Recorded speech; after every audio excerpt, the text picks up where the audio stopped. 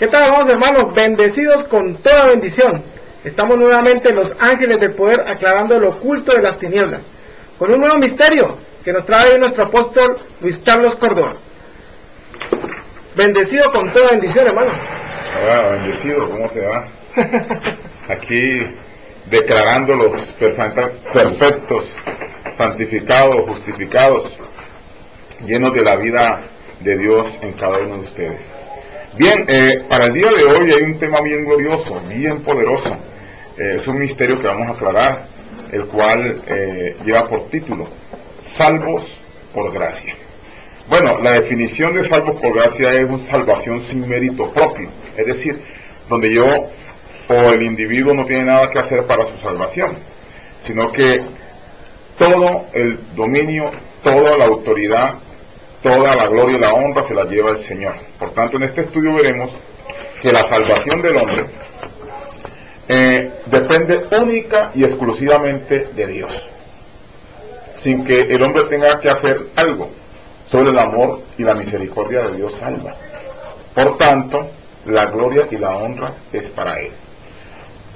Para que entendamos plenamente este mensaje, es necesario que vayamos a la Escritura, a las profecías que están en la Escritura. Por ejemplo, en Isaías capítulo 35, versículo 4, dice lo siguiente. Isaías dice así, 35:4.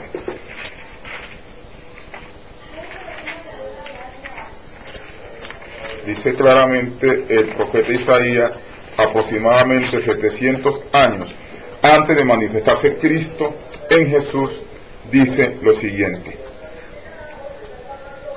y todo el ejército, 35:4, decía los de corazón apocados, esforzaos, no temáis, he aquí que vuestro Dios viene con retribución, con pago, Dios mismo vendrá y os salvará.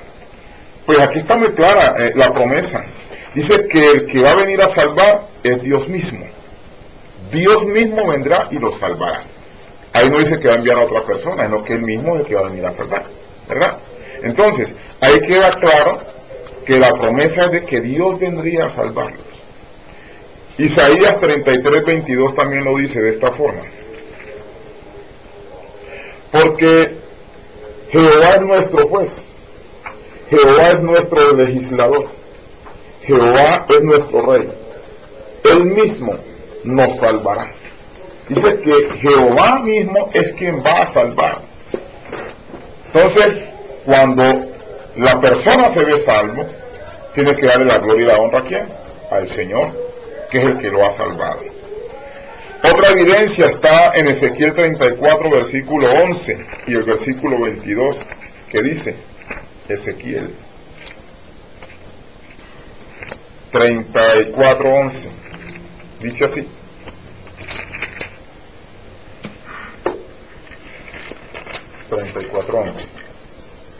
porque así ha dicho Jehová el Señor, he aquí yo mismo iré a buscar mis ovejas y las reconoceré. ¿Quién vendría a buscar sus ovejas? Jehová mismo dice que él iba a ir a buscarlas y las iba a reconocer. Esto da evidencia que hay unas ovejas que son propias de él, y por tanto es el mismo quien vendría a salvarlas y a la vez a reconocerlas. Vamos a ver ahora el cumplimiento de esta promesa en la historia. Mateo 18:11 dice lo siguiente. Mateo. Estas palabras habló Cristo en Jesús diciendo: porque el Hijo del Hombre ha venido para salvar lo que se había perdido. Ahí vemos pues como dice que el Hijo del Hombre vino a salvar lo que se había perdido. Ya estaba presente aquel que dijo atrás: yo mismo iré y los salvaré. Yo mismo vendré y los reconoceré mis ovejas. Entonces, el que estaba presente allí no es otro diferente al que habló de atrás en los profetas. Es el mismo. Lo que pasa es que aquí estaba manifestado con un velo al cual se le llamó Jesús. Entonces, ahí se estrellaron todos, porque él se puso un velo pero el que estaba allí manifestado era Dios mismo, manifestado en ese vaso llamado Jesús. Entonces dice claramente que Dios vino ¿a qué? A salvar lo que se había perdido. ¿Qué es lo que se había perdido? Unas ovejas que estaban descarriadas, entonces mismo viene a salvarlas. Juan 3:17 dice, otro pasaje bien contundente que confirma que la salvación no es por causa de que alguien determine o quiero salvarme, como dicen por allí, por libre albedrío. No, la salvación es porque Dios mismo vino a salvar. Dice Juan 3:17, porque no envió Dios a su Hijo al mundo para condenar al mundo, sino para que el mundo sea salvo por él. Entonces, la manifestación de Cristo en Jesús fue con un propósito: salvar al mundo, ¿sí? Él no vino a condenar al mundo, sino para que el mundo sea salvo por él. Ahora, ahí dice que Dios no envió su Hijo al mundo para condenarlo.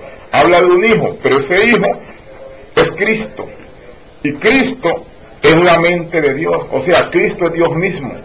Se le está viendo como hijo por causa de la individualidad. Pero quien salva no es el cuerpo, quien salva es la mente de Dios, o sea, el espíritu. El conocimiento que estaba dentro de Jesús, o sea, la verdad que estaba en Jesús, esa es la que salva a la persona. Entonces ahí lo dice claramente, porque no envió Dios a su Hijo al mundo para condenarlo, sino para que el mundo sea salvo por él. Entonces la salvación es de parte de ¿quién? De parte de Dios mismo. Vamos a ver la confirmación de esta verdad gloriosa en el Evangelio. Efesios 2, 8 y 9 dice,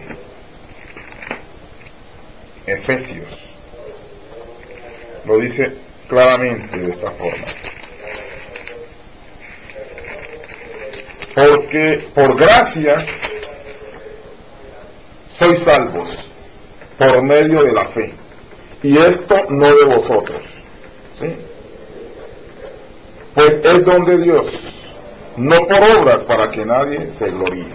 Está bien clara la palabra allí cuando dice que es salvo por gracia, por medio de la fe, y esto no de vosotros, pues que es un don de Dios, y añade, no es por obras para que nadie se gloríe. O sea que la salvación no es porque nada que tú y yo podamos hacer, dice que es por gracia. O sea, es un regalo, es una dádiva de parte de Dios. En otras palabras, tiene que venir Dios mismo a salvarte. Es Dios mismo salvándote. Es Dios mismo que te viene y te da el conocimiento para que salgas de esas tinieblas, porque la salvación es en la mente, ¿sí? Porque la condenación fue ¿dónde? En la mente. Allí fue la condenación, entonces la salvación también es en la mente. Un nuevo mensaje que llega a tu vida y ese te salva. Segunda Timoteo 1, 9, dice el apóstol Pablo lo siguiente. Es un pasaje bien glorioso y bien contundente este de Timoteo. Cuando dice 1:9, segunda Timoteo, quien nos salvó y llamó con llamamiento santo, no conforme a nuestras obras, sino según el propósito suyo, y la gracia que nos fue dada en Cristo Jesús antes de los tiempos de los siglos. Dice claramente que primero nos salvó y luego nos llama. ¿Dónde te salvó? Ahí en la cruz, cuando Él muere. Y luego hay un llamamiento que llama por medio del Evangelio. Y dice que el llamamiento no es conforme a nuestras obras, sino según el propósito de Dios y la gracia que nos fue dada en Cristo antes de los tiempos de los siglos. Quiere decir que en Cristo nos fue dada una gracia. La gracia es Cristo mismo, que Dios la preparó desde antes de los tiempos de los siglos, pero que ahora ha sido manifestada por la aparición de Él.